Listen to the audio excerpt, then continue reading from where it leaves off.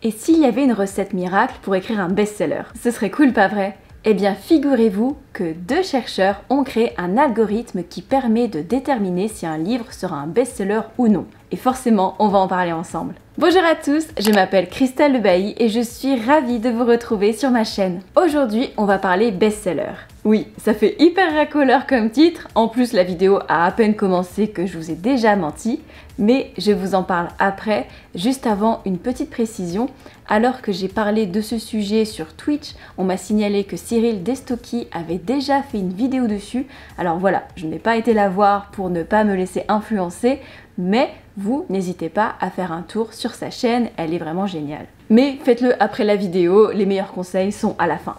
Cette semaine donc, je suis tombée sur ce livre, The Bestseller Code de Matthew Jokers et Jodie Archer, publié par les éditions Penguin. Le titre est racoleur, d'autres livres nous promettent de devenir des best-sellers et donnent des conseils plutôt basiques, mais celui-là, c'est du sérieux. Les éditions Penguin, c'est pas n'importe quoi, les 2 auteurs ont travaillé dans le domaine de la technologie, ils ont l'air de connaître leur sujet, alors je me suis penchée sur leur travail et il s'avère qu'ils ont créé un algorithme capable de détecter si un manuscrit est susceptible de devenir un best-seller ou non. Selon eux, leur engin est fiable à 80% et ils l'ont testé avec 1000 livres afin d'expliquer pourquoi certains ouvrages résonnent plus avec les lecteurs. Alors, pas vraiment de méthode à suivre scrupuleusement, et c'est là que je vous ai menti. À aucun moment, les 2 auteurs présentent une recette à suivre pour avoir un best-seller, et à aucun moment il est dit que tous les auteurs doivent écrire de telle façon. Ce n'est absolument pas le sujet du livre, ni le sujet de cette vidéo. Il faut vraiment le voir comme une simple étude de ce qu'aiment visiblement beaucoup de lecteurs, des ficelles qu'utilisent les auteurs de best-sellers pour captiver leur audience, et après, on en fait ce qu'on veut. Sachant qu'en plus, le bouquin s'est basé sur des best-sellers américains. En France, on n'a pas la même liste, on n'a pas les mêmes références, pas les mêmes marchés, alors gardez ça dans un coin de votre tête quand même.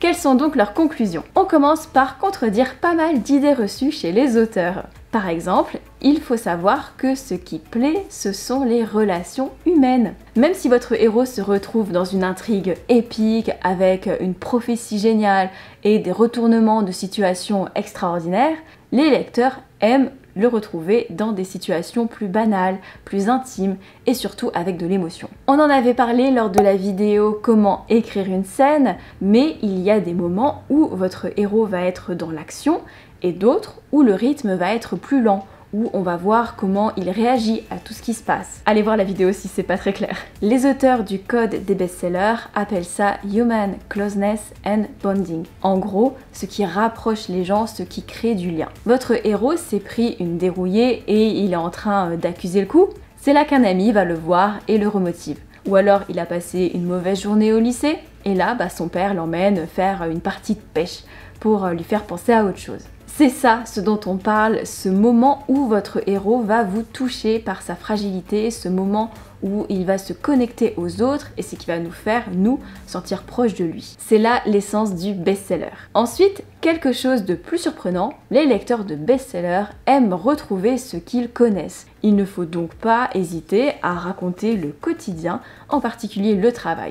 Et oui, les lecteurs apprécient découvrir la vie banale du héros avec ses enfants, ses factures à payer, ses problèmes à gérer, tout ce qui peut créer une proximité avec lui sans doute. Et le travail semble être quelque chose qui retient particulièrement l'intérêt. Allez savoir pourquoi. En revanche, attention, les lecteurs ne sont pas friands de tout et c'est peut-être là où la fracture États-Unis-France se voit, même si je n'ai pas non plus de statistiques pour le public français. En tout cas, pas de sexe, drogue et rock'n'roll, ça peut surprendre, mais hormis dans des romans spécifiques, comme la romance, le sexe n'intéresse pas les lecteurs. Très peu de best-sellers américains multiplient les scènes de sexe ou de drogue, et lorsque c'est le cas, c'est qu'ils appartiennent à des niches. Vous allez bien sûr me parler de 50 Shades of Grey, ok c'est un méga best-seller, mais d'après les créateurs de l'algorithme, la réussite de ce livre n'est pas seulement due aux scènes de sexe, on en parlera plus tard. Bon, là je vous ai donné quelques infos en vrac, mais maintenant on va se pencher sur les vrais sujets intéressants du bouquin. Alors, on va parler des thèmes qui fonctionnent et pour ça, le livre se base sur deux auteurs habitués des best-sellers, Danielle Steel et John Grisham. Steel publie des romances, Grisham est spécialisé dans le thriller. D'après l'algorithme des best-sellers, ces deux auteurs produisent toujours, de manière naturelle ou recherchée on l'ignore, mais ils produisent toujours des livres qui rencontreront forcément le succès. Pourquoi ? Eh bien tout simplement parce que 1. Ils écrivent sur ce qu'ils connaissent, et 2. Ils ont un thème ou deux qu'ils exploitent dans tous leurs livres. Danielle Steel a été mariée plusieurs fois et a eu 9 enfants, dont un qui est mort. Ses récits sont des romances, mais en réalité, elle écrit sur la vie de famille, l'amour, la maternité. Ce sont des thèmes qu'elle exploite dans tous ses romans, qu'il s'agisse d'histoires qui se déroulent pendant des guerres, à Wall Street, dans le milieu du showbiz, peu importe. Pareil pour Grisham, où on retrouve le système judiciaire, sachant qu'il a été avocat. Et dans une moindre mesure, il parle de sport, sachant qu'il était joueur de baseball au lycée. Peu importe l'intrigue du bouquin, un tiers du livre sera lié à un ou deux de leurs thèmes. La vie domestique chez Steel et le système judiciaire chez Grisham. Ce qu'ont découvert les chercheurs, c'est que les best-sellers fonctionnent souvent sur ce modèle. Un tiers du livre est égal à un thème ou deux max qui est traité, alors que les livres qui se vendent moins vont au contraire multiplier ces thèmes allant jusqu'à 3-4. Plus tard, lorsqu'on arrive à 40% du best-seller, l'auteur aura utilisé seulement 4 thèmes, alors qu'un livre qui se vend moins en aura visité 6. Attention, ça ne veut pas dire qu'il ne parle que de 3-4 sujets dans tout le livre, ce n'est que 40%. Le reste du livre, on voit d'autres sujets, mais dans des moindres mesures. Par exemple, si 40% du livre de Grisham est consacré aux procédures légales et au sport, il parle également des policiers, de la famille, des gens dans leur environnement privé, mais dans des proportions moindres. Ce ne sont pas des thèmes qui sont mis à égalité avec les grands thèmes de l'auteur. Un peu comme lorsqu'on met du sel sur un plat ou lorsqu'on rajoute des épices. Que nous disent ces chiffres ? Est-ce qu'on s'en fout pas un peu de ce genre de statistiques ? Alors autant il y a des choses que je trouve un peu nulles dans ce concept de machine à créer des best-sellers. Par exemple, le livre mentionne que les héroïnes des best-sellers ont en majorité 28 ans, et clairement, on s'en fout. Mais ce genre d'infos sur les thèmes, c'est loin d'être inutile, je pense. Ce que nous indiquent ces chiffres, c'est qu'un récit a plus de chances de fonctionner auprès des lecteurs lorsqu'il ne s'éparpille pas, lorsque l'auteur arrive à montrer le cœur de son histoire sans nous faire emprunter 1001 détours comme des intrigues secondaires inutiles. Et ça, non seulement c'est intéressant comme info, mais en plus c'est un conseil d'écriture qu'on retrouve assez souvent. Là, on a juste la preuve que ça fonctionne chez les meilleurs vendeurs.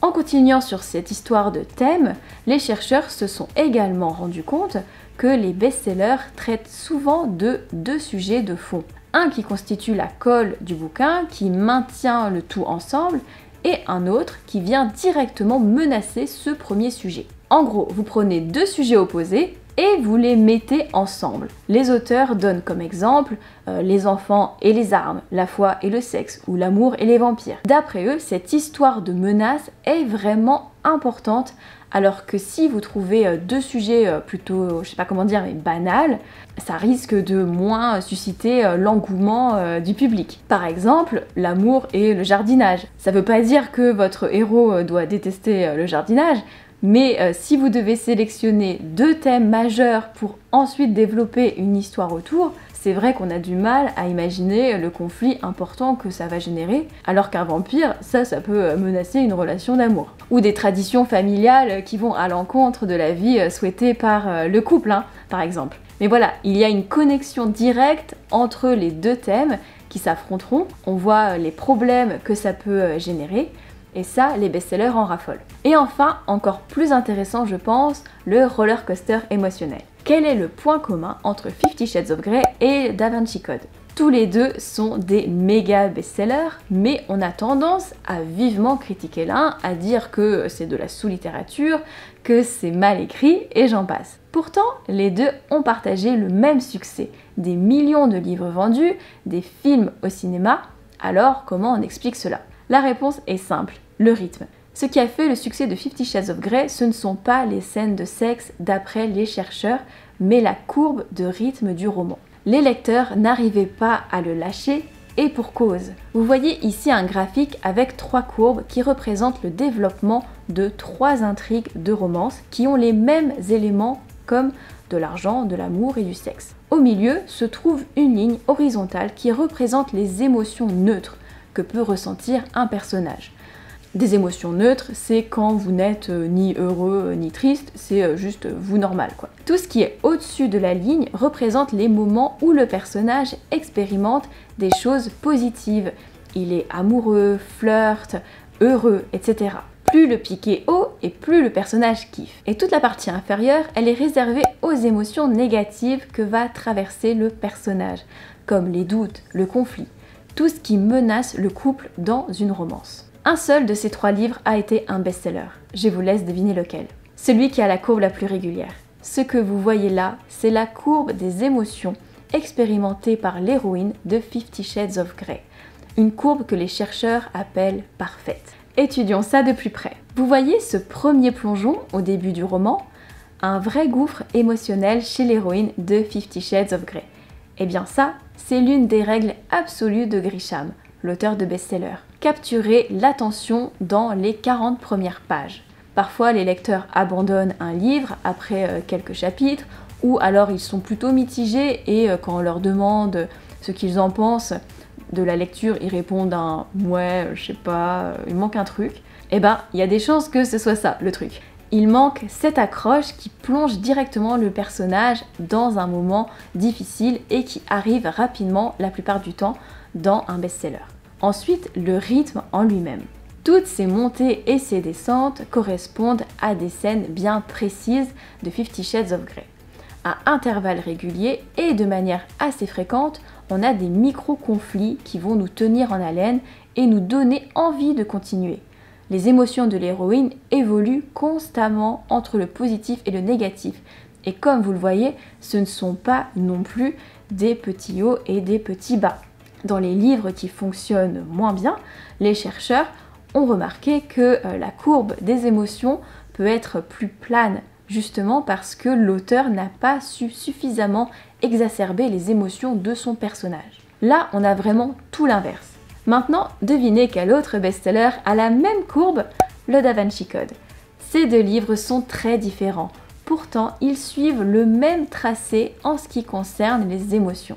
Ces 2 livres ont pour ainsi dire trouvé le rythme parfait du page-turner et se calquent parfaitement l'un à l'autre. La seule différence, c'est à la fin. Le Da Vinci Code est un one-shot, alors Dan Brown a choisi une structure avec un climax et un dénouement heureux. Ça a été l'inverse pour 50 Shades of Grey, puisqu'il s'agit du premier tome d'une saga. L'auteur a donc choisi une fin triste pour inciter les lecteurs à se procurer la suite. On voit que tout va bien et d'un coup, chute spectaculaire, rien ne va plus pour l'héroïne. Mais voilà, genre différent, intrigue différente, cependant, les héros de ces 2 romans traversent plein d'émotions, et nous aussi. Les scènes s'enchaînent afin de toujours nous maintenir en haleine, des scènes à haut potentiel émotionnel. Voilà quelques infos intéressantes montrées par ce livre. C'est un bouquin assez dense, pas facile à lire si on n'est pas à l'aise en anglais, mais si le sujet vous intéresse, n'hésitez pas à vous le procurer. Encore une fois, ce n'est pas une recette à suivre à la lettre, juste des éléments auxquels vous pouvez réfléchir si vous le souhaitez. Je vous rappelle qu'il y a des livres qui se vendent très bien et qui ne suivent pas les préceptes énoncés par les chercheurs. Ça m'est déjà arrivé de ne pas être accroché pendant les 40 premières pages d'un roman par exemple et de le trouver génial par la suite. Comme tous les conseils que vous voyez sur cette chaîne ou ailleurs, c'est quelque chose que vous mettez dans un coin de votre tête et après vous en faites ce que vous voulez. Si vous avez aimé la vidéo, n'oubliez pas le petit pouce bleu ni de vous abonner à la chaîne. Moi je vous dis à la semaine prochaine. Écrivez bien. Bye!